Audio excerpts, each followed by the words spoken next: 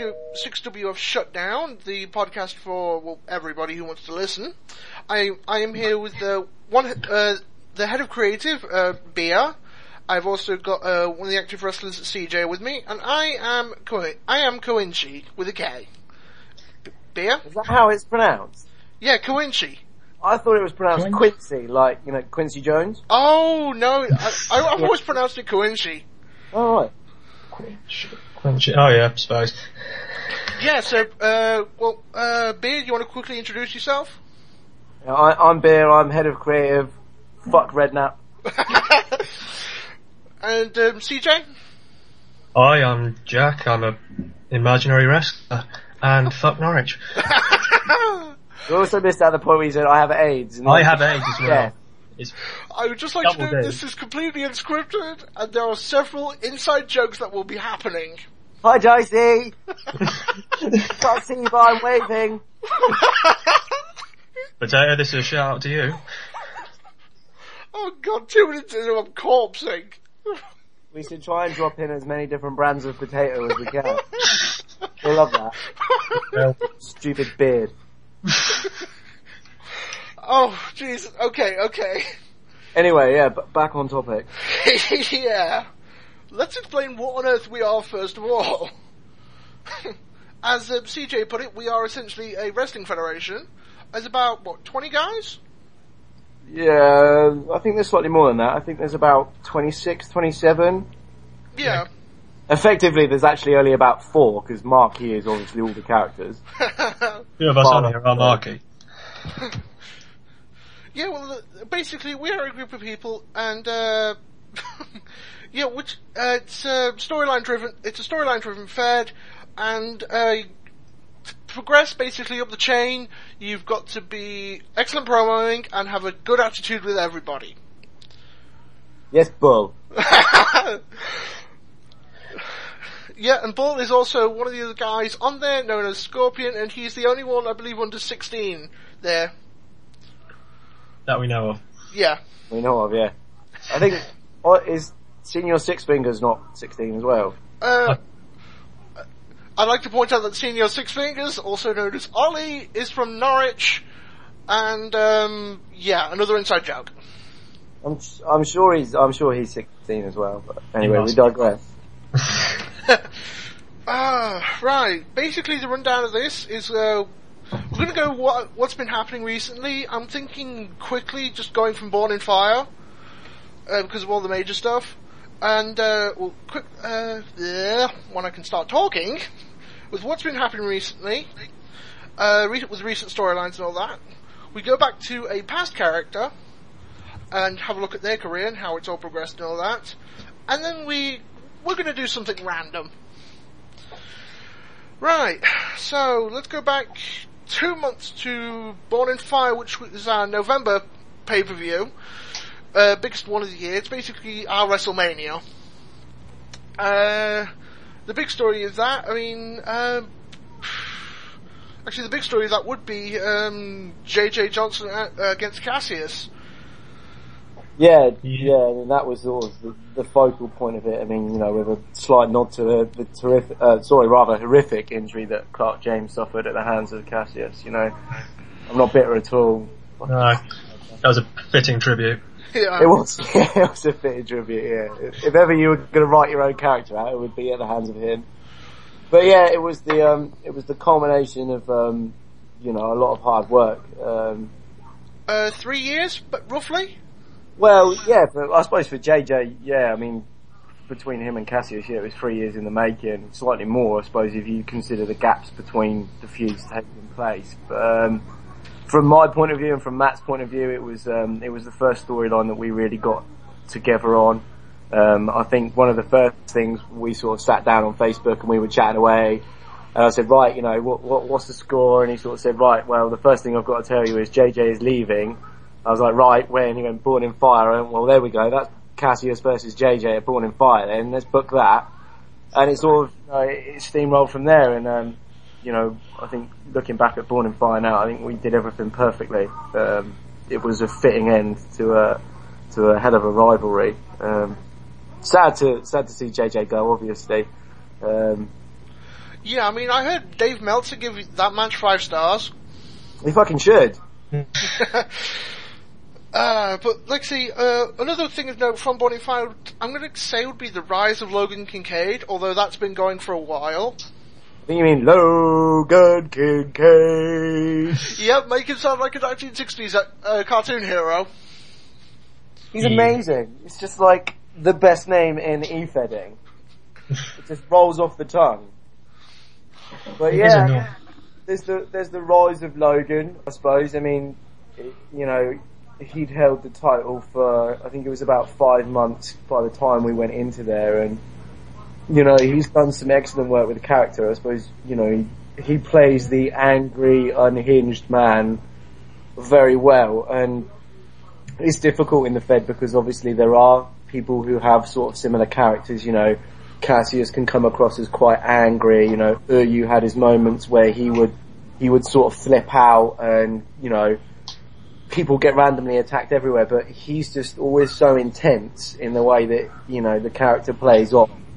And so a lot of people sort of, you know, when they chat about, you know, what they expect to see, who's going to be the biggest star and who's going to be the next breakthrough, you know, for me, you know, people say Logan, but I think he's already there. You know, he's not quite got through the glass ceiling, but you know, he's just touching it, and I think, you know, 2013 could easily be his year.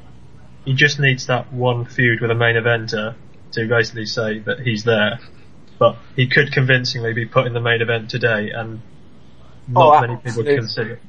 And I think when you look at how feuds are built up, you know, I think, you know, people talk about, you know, in like wrestling terms, with Ryback versus CM Punk, you know, would it sell Mania? And you know, it's the sort of same scenario within 6WF. You know, would, no disrespect to the new guy, but you know, would Sugar Shane Ortiz versus, you know, Cassius Z, you know, would it sell out a pay-per-view? And you know, there's arguments 2 and 4, but I think Logan is at that level where you can put him in the main event, and I think he's consistently been there. But you're absolutely right in what you're saying, in the sense that, you know, he does need that defining feud. So he's basically the Dolph Ziggler of 6WF. No, I wouldn't say that, because, you know, I mean, for me, I mean, you know, to talk in, you know, he's just a sort of glorified spot monkey, you know. He's just pulling the double shifts to get where he is. I think Logan's got, he's, and it's quite ironic because obviously he's going into a sort of feud with Crime Lord at the moment. I think he's kind of an abridged version of him, in the sense that, you know, Crime Lord's always been this sort of dominant badass who didn't take shit from anyone. And you've got Logan, who's kind of in the same vein, but a little bit more edgier and a little bit more likely to, you know, for instance, snap the arm off of a security guard. And I think that's kind of where where that character builds from. And it is, you know, it is impressive when you watch what he does. And, you know, the other thing you have to give him credit for, when you look at, you know, the whole Born in Fire feud, and, you know, the fact that he'd been feuding with not just Nay, but also with BD, was that for the bulk of that, he carried BD through it. You know, he did the work behind the scenes on the storyline and the angle and how it was going to play out. And he did that really, really well. And, you know, that takes a lot, you know, from someone who has to plan a show every week and, you know, look to pay-per-views, and, you know, I'm always looking 3 months ahead, you know, to be able to do that and then, you know, it is impressive. Yeah, I mean, Logan, he's probably started rising ever since I feuded with him. I mean, he showed then he does have potential. I'm glad you've basically just gone, yeah, here's a ball, run with it. Well, I mean, you go back, like you say, to when you started feuding with him, and you got to remember he was a face. And I think it was Logan, wasn't he? It was what? Wasn't he the captain when he first turned up? Yeah, and then he dropped the captain gimmick, and it was a feud between, I think it was Uso and Logan versus Nay and Dexter Morgan. No, it turned out you switched it around to me and Dexter, and versus Nay and Logan, which I really didn't want, because I knew Dexter was on his way out. Yeah, he wasn't one for authority, really, was he? But yeah, but then, you know, like I said, to go from a face and then to evolve the character, you know, he's done really, really well. Yeah, I mean, what else has come out basically since Born in Fire? I mean, we've had the 2 ladder matches, Payback. Yeah. Yeah, I mean, not a bad show. I mean, do you think Keith Leon deserved the win? The first one? Yes. I'm tearing up, Ryan. It's a difficult one because everything Matt and I do within the Fed is done for a reason. You know, we're always looking at the big picture, and without, you know, giving his head and, you know, an ego boost, you know, we do see big things for Keith Leon, and we brought him in. I mean, he did us a huge favour because not everyone will know that, originally when the church videos started airing and were responsible for costing Crime Lord the world title, that it was never supposed to be Keith Leon. It was always supposed to be Jackson Black. The person in the church was going to be Rapture, and it was going to be teased that Rapture was returning to carry on where he left off, but it was actually going to be Jackson Black, and we were going to use the same angle as what we did for Jackson, whereby he came in and he wanted a shot at Crime Lord because he wanted to prove that he was the best. Steve, you know, the handler, he just sort of went AWOL like he always did. And you know, Jack stepped in, and because of the way that he came in and the way that the feud sort of, you know, it progressed, it seemed like the natural thing to do, to go over the most dominant, you know, world champion in the company's history. It wouldn't really have made sense to then not go on and win the big one. And you know, it was difficult with the ladder matches because obviously we were in a place where, you know, JJ was retiring. We'd got some really good guys coming through, you know, not just coming through, you know, but we had Saint and TGA, who, you know, TGA had been there or thereabouts, and, you know, every sort of chance he'd got, he'd been sort of screwed out of it, and then Saint was getting into the same mindset. So you had 2 people there where you could sort of say, right, either one of them could be world champion. Then we had Keith Leon. We had Kenty and Steele, you know, former 6CW guys. You know, Kenty is one of my favourite characters. You know, his whole persona and the way you can just write for him as a character. You know, we had 8 men in that ladder match, and we probably could have justified putting the strap on every single one of them. Nay, you know, Nay's probably an unsung hero. You know, he's had some brilliant feuds. You know, he's been involved with Logan and BD, and then he's had the feud with Mike Hill.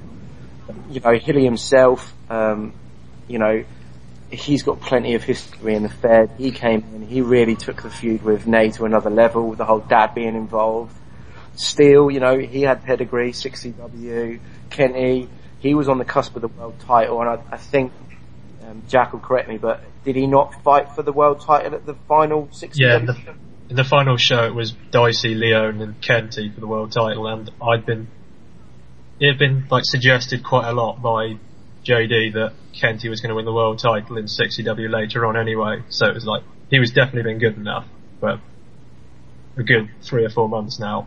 And then you had Crimey, who obviously, you know, was, you know, had come from where he was, you know, former dominant champion, you know, someone comes in, wants to take his mantle, you know, he could have easily got it back and we'd have had a chase, but, you know, Matt and I, we made the conscious decision that we wanted to start 2013 fresh. You know, the era of JJ Johnson had passed, you know, we had the strength of the roster. You know, when I came in, there wasn't a huge main event scene. There was probably a handful of people who were at the top of their game and could be main event level. Now we're in a situation where there's an abundance of talent. I mean, you could roll off sort of 10 names of people that you could put the world title on and think, yeah, they'll run with it, they'll be fine. But yeah, 2013, it was like, right, let's set a marker, let's look at how we're going to move forward and let's make a statement. And you know, I like to think that we did pull a couple of surprises.